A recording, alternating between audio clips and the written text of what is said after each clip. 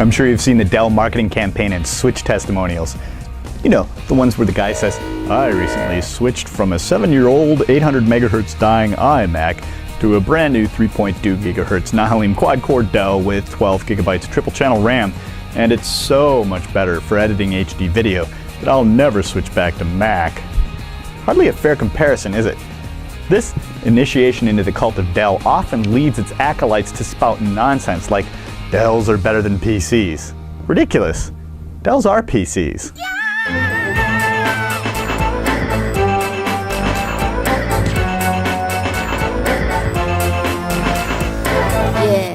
Claiming that Dells are better than PCs is exactly like saying Volkswagens are better than cars. Categorical statements like this simply can't be true in every case. The marketing mantra, Dells are better than PCs, suggests that Dells are somehow separate from other PCs. Yet Dell processors come from Intel, graphics from NVIDIA, hard drives from Western Digital, the RAM, motherboard, power supply, and so on all come from OEM factories in Asia. The same ones Asus, HP, Apple, and Lenovo use. Yes, it could be argued that Dells are better designed or use higher-end parts, but if that's true, then there should be independent published numbers proving rock-solid reliability and superior speed, for example. I mean, what's the point of owning premium kit if you don't get premium performance? In terms of reliability, recent figures show that the top 3 most reliable computers are Asus, Lenovo, and Apple, in that order. So paying extra for premium Dell parts because they are theoretically more reliable is a farce. Likewise, in terms of speed, you can objectively say that paying $799 for an Intel i7 Nahalem 920 quad-core workstation with 3 gigabytes of triple-channel RAM is worth it for video editing because it is significantly faster than a last-gen Dell workstation that you can probably get for about $499 nowadays. If Dell came out with a new Nahalem machine with similar stats and priced it not at $799 but at $2,499, I'd call shenanigans.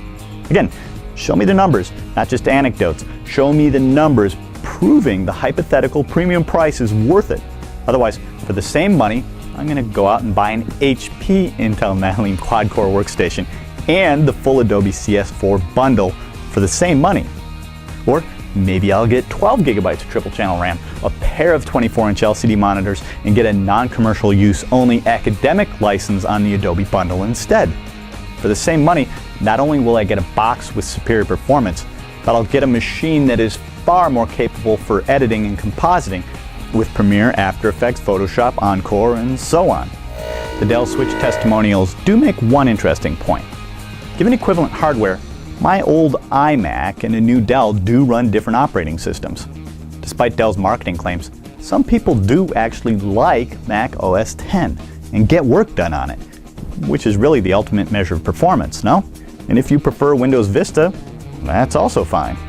I've used modern machines with both OS X and Vista, both rock-solid stable, neither got viruses, and both were easy to use. Besides, the OS disappears once you've opened After Effects or Premiere or Photoshop, which is where you get your real work done. That's really the ultimate measure of performance, no?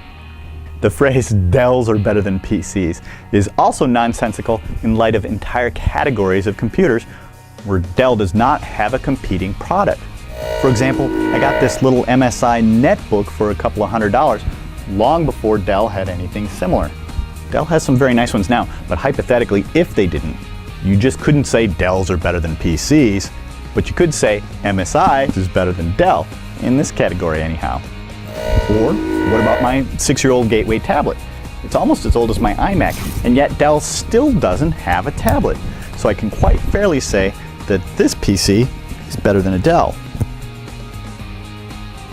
Or what about the really cool new all-in-one HP touchscreens? Old-fashioned keyboard and mouse controlled computers seem downright primitive in comparison.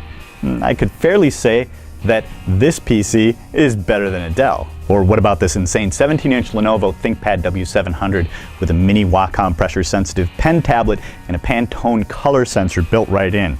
This PC is definitely better than a Dell, but at $2,700, it's also almost as expensive as a MacBook Pro.